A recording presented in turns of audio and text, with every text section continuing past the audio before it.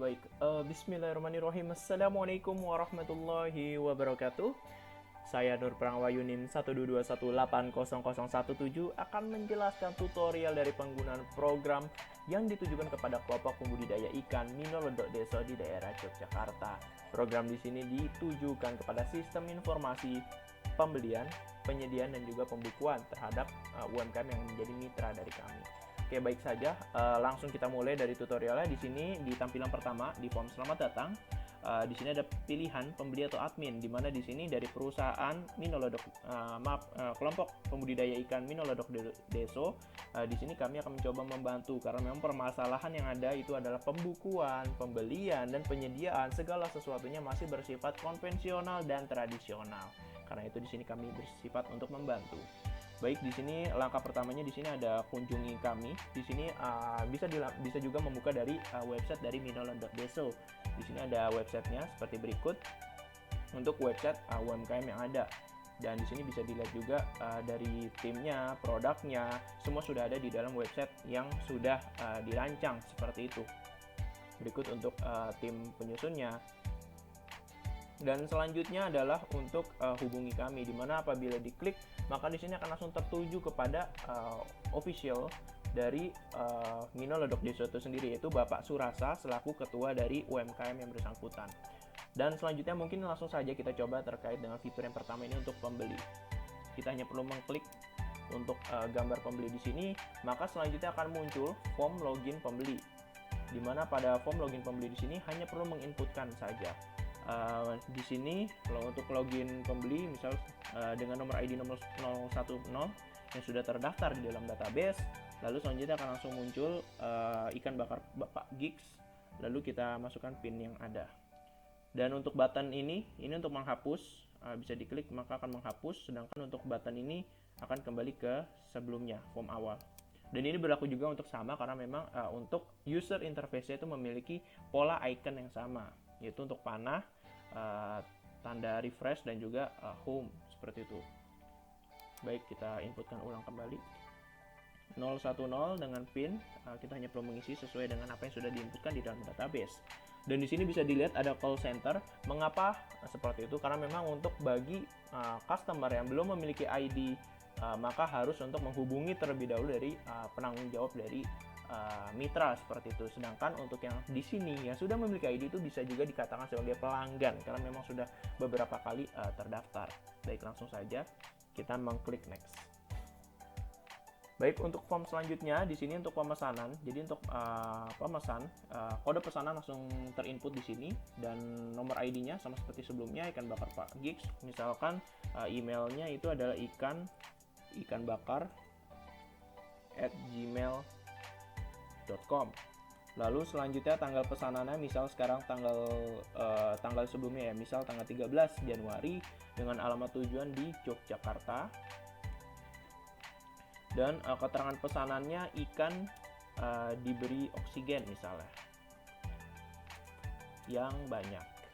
Lalu selanjutnya untuk jenis ikannya di sini di dalam Minoledok Deso di sini menjual atau menyediakan 4 jenis ikan, itu ada ikan bawal, ikan mas, ikan gurami, dan juga ikan nila.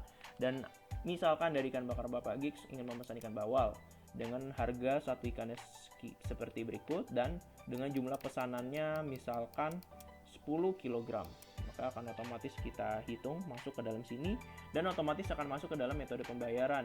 Dan apabila didebit, maka dari pembeli harus menghubungi klik di sini saja, dan di sini akan langsung terhubung ke dalam WhatsApp dari penanggung jawab, khususnya di bagian customer service itu sendiri. Lalu selanjutnya tinggal klik pastikan. Gunanya untuk apa? Itu untuk memastikan agar jangan salah input. Lalu selanjutnya apabila sudah, tinggal klik button next. Namun apabila salah, maka tinggal diklik button refresh atau artinya menghapus keseluruhan. Kita klik next dan input berhasil. Baik, selanjutnya adalah admin, di mana admin di sini nanti akan terbagi 3. Kita hanya perlu mengklik, yaitu ada customer service, ada procurement atau pengadaan, dan juga ada satu lagi itu kesekretariatan. Mungkin langsung saja kita coba terkait dengan customer service ya teman. Nah, untuk kita tinggal klik saja untuk nomor ID-nya, maka otomatis akan langsung terisi. Kita next. Baik untuk customer service di sini yang pertama fungsinya adalah untuk mengecek pemesanan yang masuk. Di sini bisa kita lihat di pemesanan sebelumnya dari data pesanan sudah masuk ikan bakar Pak Gigs yang terbaru ya. Dengan pesanan ikan bawal ke Jogja sejumlah 10 dengan harga sekian. Ini sudah terinput dari data yang sebelumnya. Lalu selanjutnya bisa kita meng-search ya. Misalnya kita ingin mencari nih kira-kira mau mencari data apa. Misalnya di sini kita mau mengklik nomor ID 001. Kita hanya perlu mengklikkan saja di sini. Maka kursor akan langsung tertuju kepada nomor ID yang 001. Ini untuk mempermudah dalam pencarian data seperti itu. Namun apabila ingin menghapus data, kita tinggal klik saja data apapun itu. Misal di sini saya ada data yang coba-coba. Kita klik hapus. Anda yakin? Kita yes, maka otomatis akan terhapus dari database yang ada. Berikut juga untuk customer service bisa mengecek data inventaris yang tersedia sehingga bisa memberikan konfirmasi kira-kira dari perusahaan atau Minolodok Desa menyanggupi atau tidak nih pesanan yang ada seperti itu. Lalu setelah sudah kita klik ini. Dan ini adalah form di mana apabila customer service menerima pesanan secara offline, maka harus menginputkannya secara manual dengan form yang kurang lebih sama seperti sebelumnya.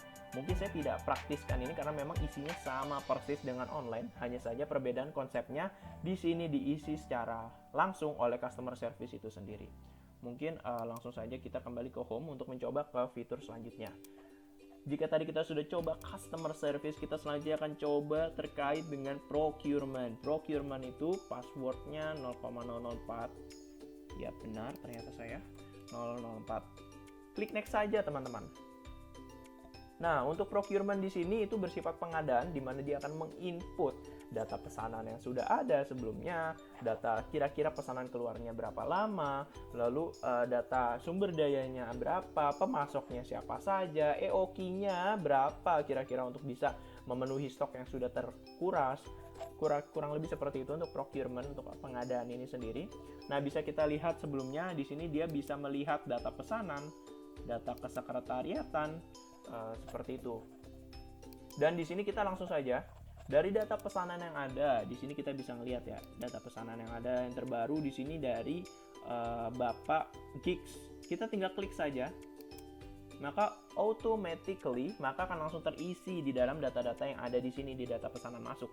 Kita hanya perlu mengisi data pesanan yang keluarnya saja. Misalkan pesanan keluar jika sebelumnya tanggal 13, maka misalnya tanggal 15 keluar dengan keterangan pesanan ada seadanya dulu. Dengan pesanannya di sini misalkan 8 misalkan. Lalu selanjutnya kita inputkan nama pemasoknya. Misalnya dari data yang kita terima dari data manual yang ada karena memang ini sistem informasinya masih baru. Misalnya Bapak Ketua itu Bapak Surasa memiliki ikan bawal dengan kuantitas 100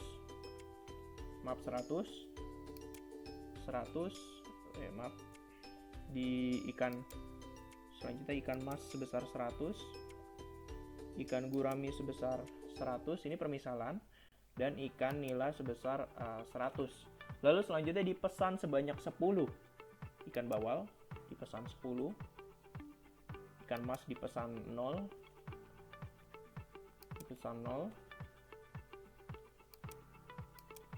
dan dipesan 0. Kita hanya perlu klik hitung, dan automatically akan langsung terinput data yang hasil perhitungannya. Dan apabila ingin menghapus, tinggal klik saja button hapus seperti yang ada di sini ya, seperti berikut. Lalu selanjutnya setelah sudah dihitung, sudah diperoleh, maka selanjutnya menghitung EOQ. Misalkan jumlah pembelian bibit ikan per tahunnya, kita asumsikan pembeliannya 8.000 bibit ikan per tahun. Lalu selanjutnya biaya pesannya, misal kita asumsikan biaya pesannya itu sebesar 30 dengan biaya simpannya 30 per pesanan, dan biaya simpannya itu 2 unit misalnya. Di sini 30 dalam satuan dolar ya, andai kata kita dalam satuan dolar karena memang untuk angkanya supaya kecil. Lalu untuk lead time-nya misalnya dalam pemesanannya memerlukan 2 minggu untuk bisa sampai ke dalam perusahaan. Kita misalkan 2 minggu. Oh ya maaf, biaya simpannya ini sebesar 3. Maka selanjutnya kita tinggal klik hitung. dan maka akan langsung muncul nilai berapa kuantitas pemesanan yang optimal atau EOQ-nya, berapa kira-kira frekuensi pemesanan dalam satuan tahunnya, berapa kali pesanannya, lalu selanjutnya waktu antar pemesanannya kira-kira berapa lama, dan tentu saja reorder point yang akan perlu dilakukan oleh perusahaan. Nah, apabila selanjutnya ini sudah selesai, kita bisa klik input atau hapus atau home. Ini kita sudah selesai, langsung diinputkan saja. Input berhasil teman-teman. Namun misalnya di dalam 3 hari kemudian kita tinggal klik data inventarisnya sudah masuk ya teman-teman. Di sini bisa kita lihat untuk nilai yang terbarunya di sini paling atas ya 2130, 294, dan di sini ada 400.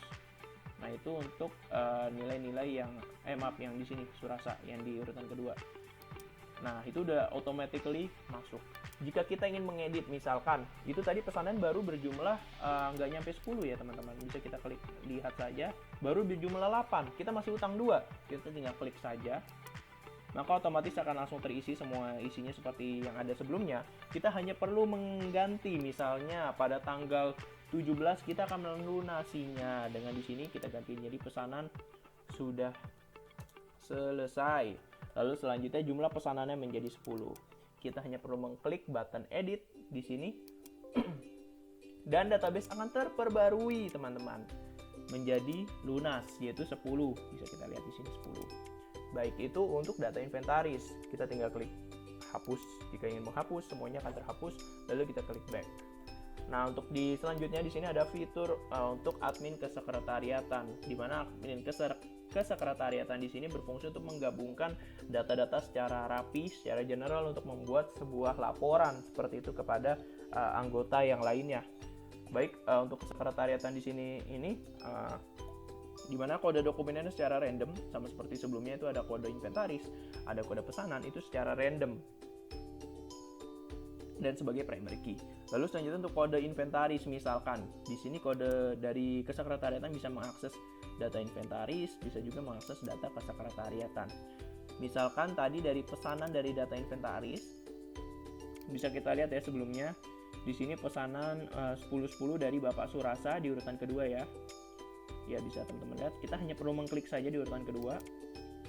Maka otomatis akan langsung terisi semua. Kita hanya perlu menambahkan saja. Misalkan dari Bapak Surasa di sini dari data terbaru yang sudah diterima oleh kesekretariatan itu memiliki luas kolam sebesar 50, misalnya 50 meter persegi. Lalu memiliki jumlah kolamnya misalnya sebesar 2 dengan jabatan Bapak Surasa, kebetulan ini adalah sebagai pengurus khususnya ketua, dan kita hanya perlu mengisi itu saja dan sudah terotomatis ya ikan yang tersisa yang tersedia seperti berikut.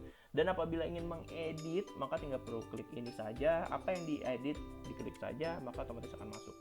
Kita coba klik input dan input data berhasil diinput teman-teman. Di sini seperti contohnya terinput di data kesekretariatan, bisa kita lihat di Bapak Surasa urutan kedua seperti itu. Baik, seperti itu untuk penjelasan tutorial penggunaan program dari saya. Terima kasih dan semoga bermanfaat tentu saja untuk teman-teman. Assalamualaikum warahmatullahi wabarakatuh.